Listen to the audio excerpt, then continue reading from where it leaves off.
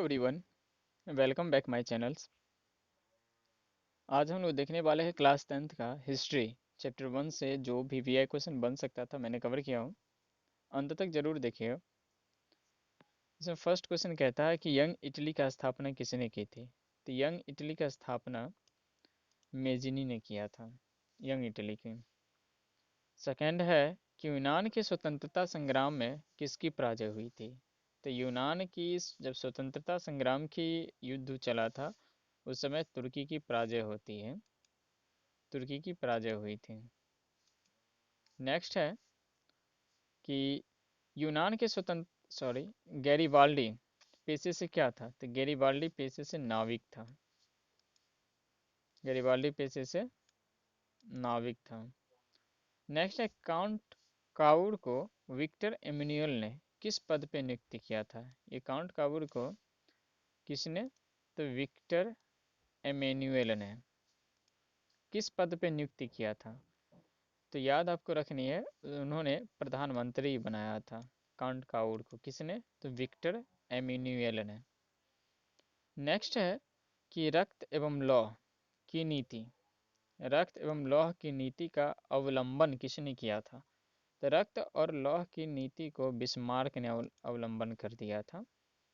Vienna Congress के द्वारा France में किस शासक वंश की पुनः स्थापना की गई थी। वियना कांग्रेस के द्वारा, वियना कांग्रेस के द्वारा फ्रांस के किस शासक ने वंश की पुनः स्थापना कर दिया था। तो इसका आंसर जो होगा पूर्व वंश का स्थापना उसने किया था। जर्मन राइन राज्य का निर्माण किसने किया था। तो जर्मन जब भी याद रखना है, जर्मन राइन राज्य है तो आपको नेपोलियन की याद करना है, नेपोलियन बोनापार्ट ने किया था इसको।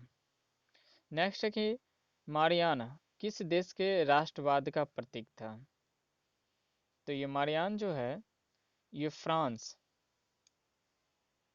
मारियान किसका है, तो फ्रांस देश का, फ्रांस देश की राष्ट्रवाद का प्रतीक है।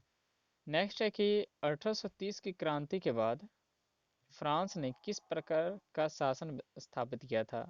1830 के बाद, तो 1830 के बाद जो था निरंकुश राजतंत्र का उसने शासन स्थापना कर दिया था। एक्ट ऑफ यूनियन किस वर्ष पारित हुई थी। तो एक्ट ऑफ यूनियन जो थी 1668 ईस्वी में पारित की गई थी। सेडाओ के युद्ध में किसकी पराजय हुई थी। तो सेडाओ के युद्ध में ऑस्ट्रिया की पराजय हुई थी। नेक्स्ट है किस युद्ध के बाद जर्मनी का एकीकरण पूरा हुआ। जर्मनी का जो एकीकरण हो रही थी, युद्ध तो बहुत सारे हुई, जिसमें से कौन सा युद्ध आखिरी युद्ध कहलाया था जर्मनी के एकीकरण होने में। तो आपको याद रखना है था सीडान का युद्ध, जो जिस युद्ध के बाद उसकी एकीकरण पूरा हो गया था। नेपोलियन जर्मनी की किस संघ की स्थापना किया था। तो नेपोलियन ने जर्मनी की राइन संघ की स्थापना किया था। किस संघ की, राइन संघ। जॉल्वे राइन की स्थापना किस राज्य ने की थी। तो जॉल्वे राइन संघ की स्थापना प्रसा ने किया था, परसा ने किया था। 15 नंबर क्वेश्चन है कि हंगरी की भाषा क्या थी। हंगरी जो राज्य देश थी उस समय की भाषा क्या था। तो उस समय का मैग्यार भाषा थी।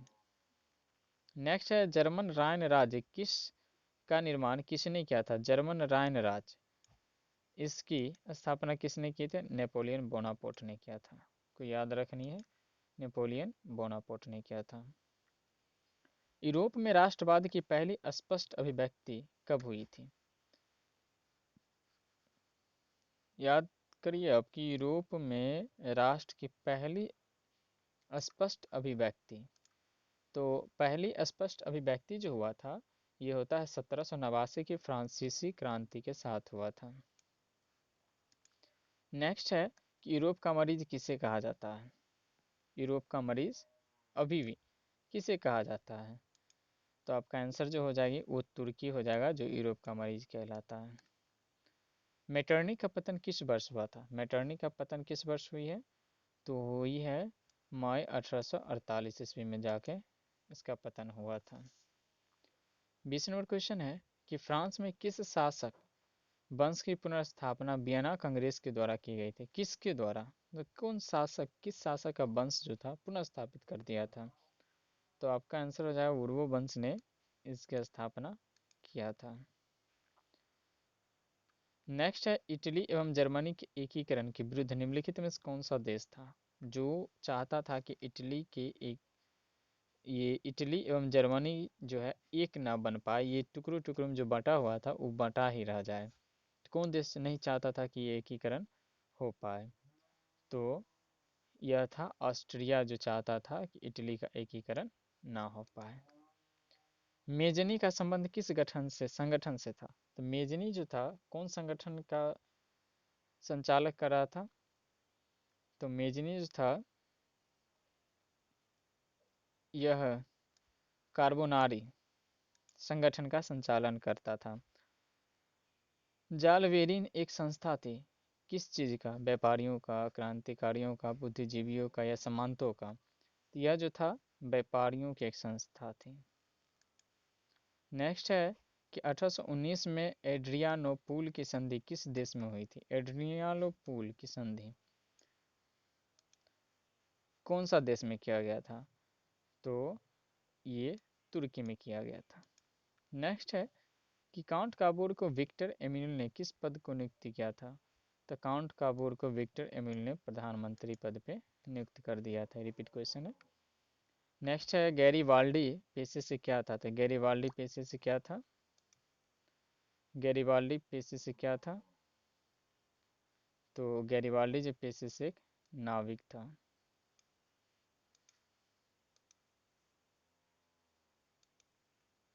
नेक्स्ट हम देखेंगे इटली एवं जर्मनी वर्तमान में किस महादेश के अंतर्गत है? तो इटली और जर्मनी जो है यह अभी फिलहाल में यूरोप महादेश के अंतर्गत आता है।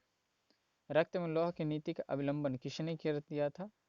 तो लौह, रक्त एवं लौह की नीति का अवलंबन, ये मेन पॉइंट है, किसने किया था?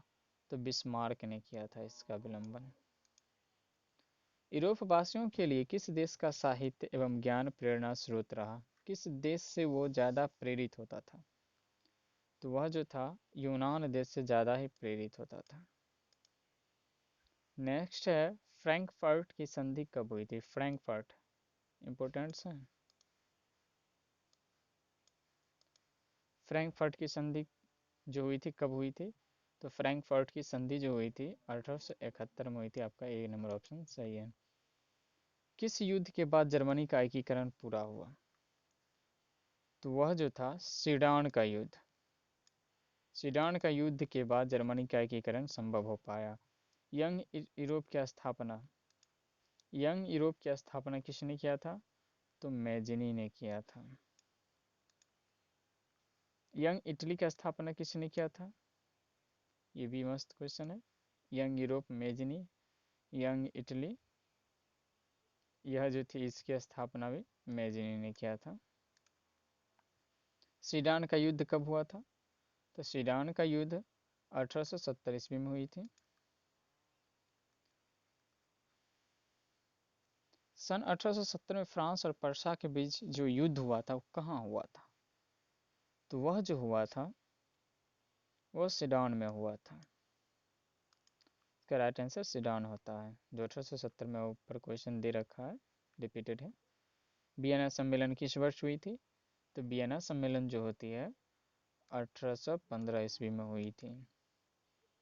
नेक्स्ट है कि वियना किस देश की राजधानी है?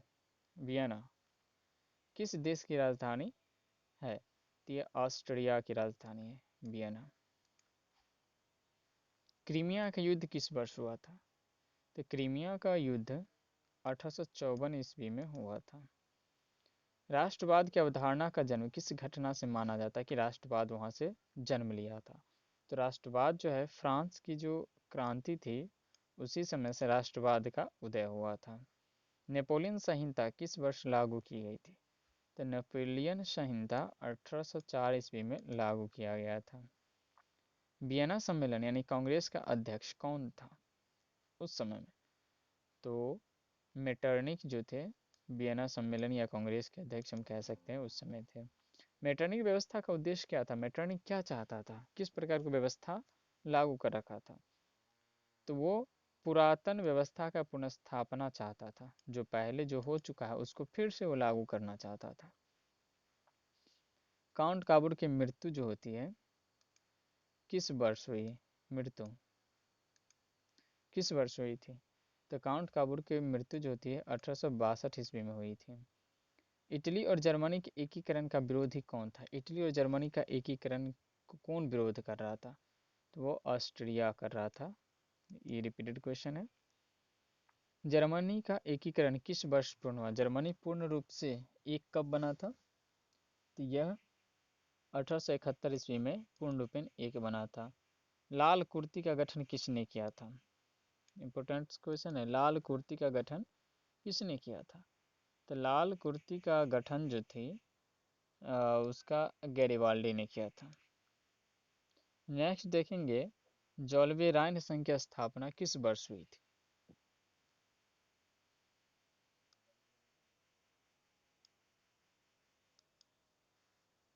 तो जॉल्वे राइन संघ की स्थापना जो हुई है वो 1800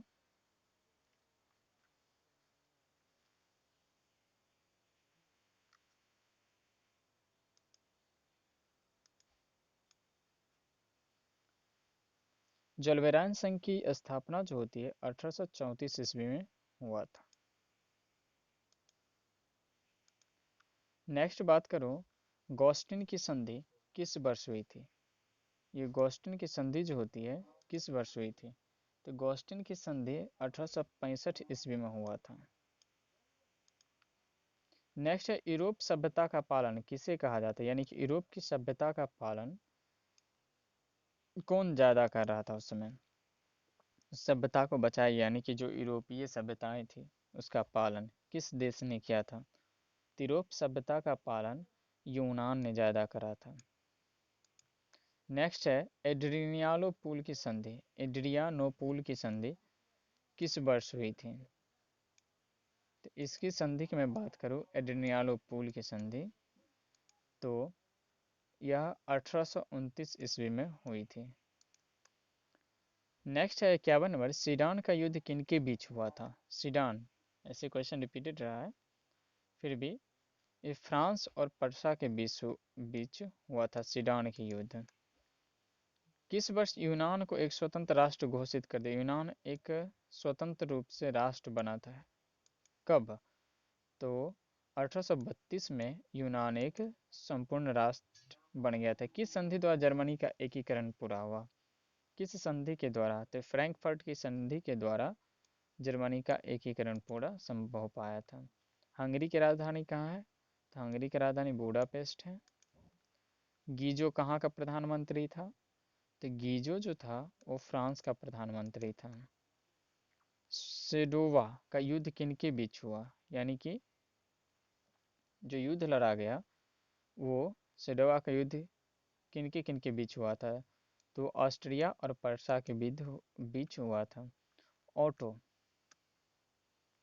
कहाँ का राजा घोषित किया गया था, ओटो को, ओटो कहाँ के राजा बना था, तो ये यूनान का राजा बना था ओटो।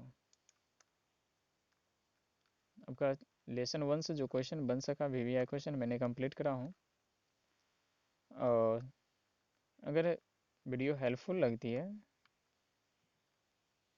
तो अपने दोस्तों के साथ शेयर ज़रूर करें, अगर न्यू विजिटर है तो सब्सक्राइब करें। Thank you.